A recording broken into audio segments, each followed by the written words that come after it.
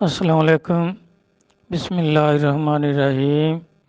یہ میرے پیارے بھائی صاحب نے سوال ارشاد فرمایا ہے کہ اگر ہر گناہ کا خیال شیطان کے کھاتے میں ہے تو حضرت آدم علیہ السلام کے سامنے سجدہ کرنے سے خود شیطان کو کس شیطان نے تکبر میں ڈالے رکھا؟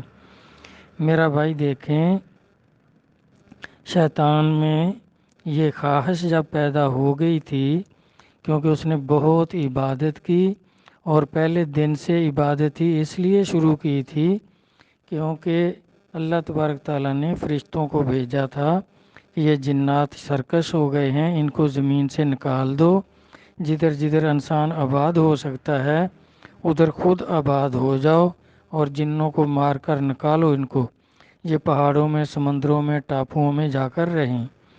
تو یہ اس وقت یہ عزازیل چھوٹا سا بچہ تھا، تو اس نے سوچا کہ میری قوم کو اس لیے نکال رہے ہیں کہ یہ سرکش ہیں، باغی ہیں، اللہ کی عبادت نہیں کرتے، گمراہی میں پڑ گئے ہیں، تو میں اگر عبادت کرنے لگ جاؤں تو اللہ تعالیٰ پھر آدم علیہ السلام کو پیدا نہ کریں گے اور مجھے اپنا نائب خلیفہ بنا لیں گے۔ تو اس نے فرشتوں سے عرض کیا کہ مجھے اپنے ساتھ رکھ لو، میں بھی عبادت کرنا چاہتا ہوں، میرا تو کوئی قصور نہیں، میں تو ابھی بچہ ہوں۔ تو فرشتوں نے باری تعالیٰ میں عرض کی تو اللہ تبارک تعالیٰ نے فرمایا رکھ لو اس کو ساتھ، اور یہ عبادت کرنا شروع ہو گیا۔ اور اس کی عبادت جو تھی وہ قبول کیوں نہیں ہوئی؟ کہ یہ اپنی خواہش کی عبادت کرتا تھا۔ خواہش کیا تھی؟ کہ اللہ تعالیٰ اپنا نائب آدم علیہ السلام کو پیدا ہی نہ فرمائیں، مجھے اپنا نائب بنا لیں، اور اسی کو نفس کہتے ہیں۔ یہ خواہشات جو ہیں یہی نفس ہیں، اور نفس جو ہے یہ خواہشات کا نام ہے۔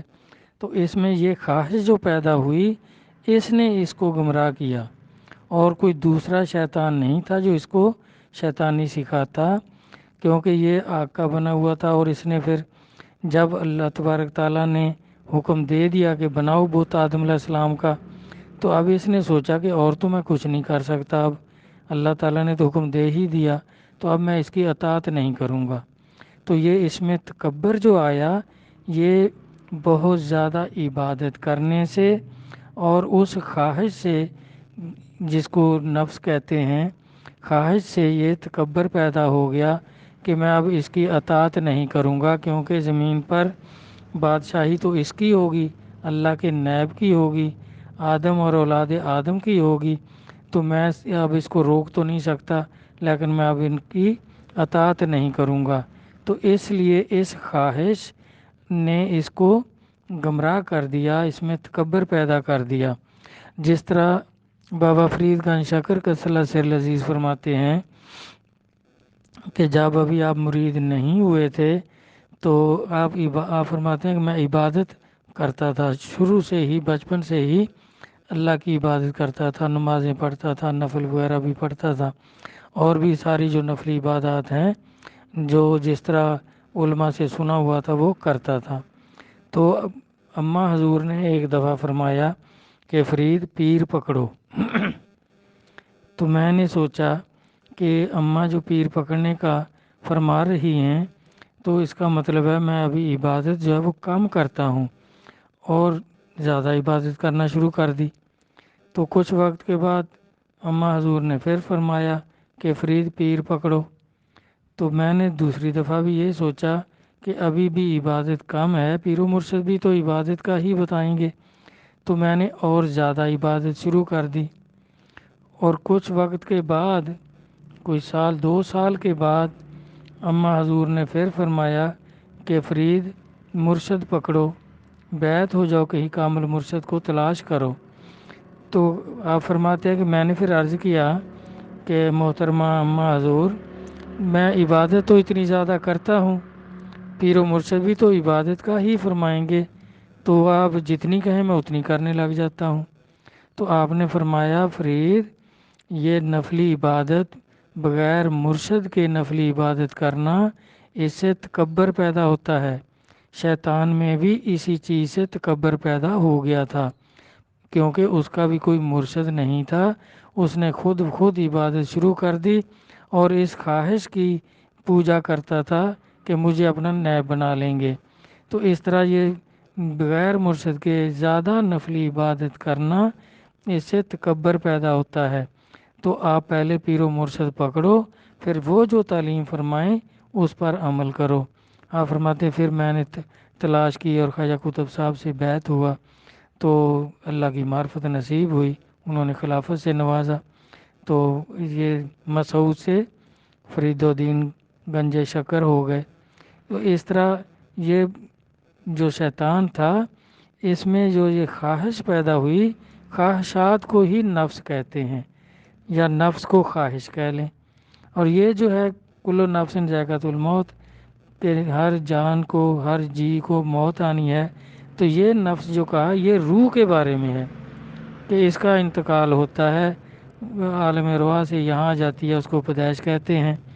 تو اس طرح جو دوسری حدیث پاک ہے کہ مرنے سے پہلے مر جاؤ، تو اس کا بھی مطلب یہ ہے کہ یہ خواہشات کو ختم کرو، مرنے سے پہلے ہی خواہشات کو ختم کرو، برگزیدہ ہو جاؤ گے، اللہ کی معرفت کو پہنچو گے۔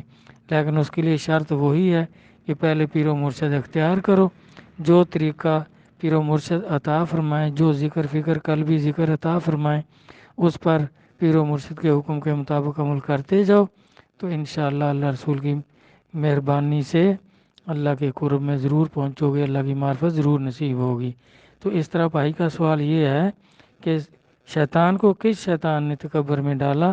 تو اس کو بھائی اس کی خواہش جو تھی، اس نے اس کو تکبر میں ڈالا کہ میں نے اتنی عبادت کی ہے، اس کی بہت زیادہ نفلی عبادت، جس سے فرشتوں کا استاد ہو گیا تھا، معلم ملکوت بن گیا تھا، تو اب اس میں تکبر آ گیا اس خواہش اور اپنی عبادت کی وجہ سے، اس میں تکبر آ گیا۔ اب انسان، اس کا تو ایک ہی دشمن تھا، اس کی خواہشات۔ اب انسان جو ہے، اولاد آدم جو ہے، اس کی خواہشات بھی اس کی دشمن ہیں، اور خود شیطان بھی وسوسے دیتا ہے، وہ بھی اس کا دشمن ہے۔ حکم یہ ہے کہ شیطان وسوسہ دے یا کوئی اپنی روح میں خواہش پیدا ہو، تو اس کو پہلے پرکھنا ہے، پہچاننا ہے کہ بھئی اس کا کیا کرنا ہے۔ خواہشات کے پیچھے چلنے کو نفس پرستی کہتے ہیں، اور خواہشات کو روکنا اور ان کو ختم کرنا، ان کو مجاہدہ نفس کہتے ہیں۔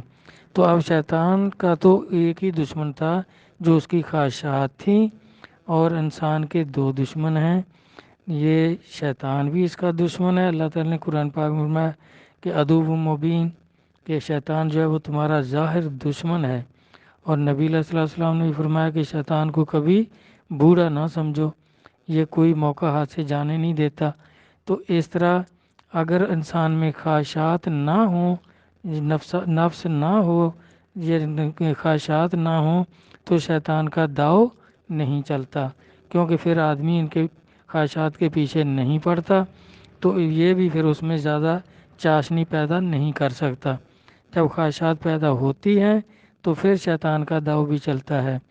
اسی طرح جب دیکھیں آدم علیہ السلام میں کوئی خواہش نہیں تھی، تو اللہ تبارک تعالیٰ آپ کو جنت میں لے گئے کہ یہاں رہو، کھاؤ پیو، اور اس درخت کے قریب نہ جانا، اس کا پھل نہیں کھانا۔ تو آپ پھرتے رہے، وہاں رہتے رہے، تو کچھ وقت کے بعد آپ میں یہ خواہش پیدا ہو گئی، آپ نے دعا کی کہ باری تعالیٰ میرا جی نہیں لگتا جنت میں، میرا کوئی ہم جنس پیدا کرو۔ یہ ہم جنس پیدا کرنے کی جو دعا تھی، یہ پہلی خواہش تھی، یہ نفس تھا، نفس پیدا ہو گیا، اور پھر آگے سے آگے خواہشات ہوتی چلی گئیں۔ حکم یہ ہے کہ خواہشات تو پیدا ہوں گی، لیکن ان کو روکنا ہے، ضرورتوں کو پورا کرنا ہے، خواہشات کو روکنا ہے۔ تو میں نے سادہ لفظوں میں بالکل عرض کر دیا ہے، اگر کوئی بھائی اصلاح فرمانا چاہیں تو کوئی حرج نہیں، مجھے بڑی خوشی ہوگی کہ میری بھی اصلاح ہوگی، میرے علم میں بھی اضافہ ہوگا۔ والسلام، اللہ حافظ۔